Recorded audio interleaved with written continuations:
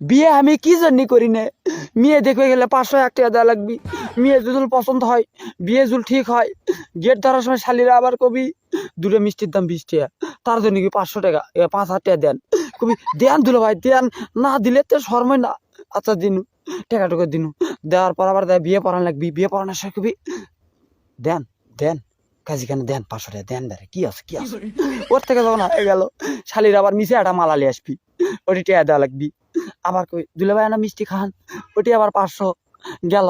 আবার কোনো শালি জুতো উদয় করবি, আবার মালা বদল, আয়নাত কবি দেখা যাচ্ছে, ওটি আবার টাকা লাগবি। লাস্টে মেয়েরা সেই চালাক, মেয়েরা আবার কবি কি এ মেয়ে বিদায় দেন, তাড়াতাড়ি বিদায় দেন, বিদায় দেন। মানে বিয়ে করে কত বুদ্ধি।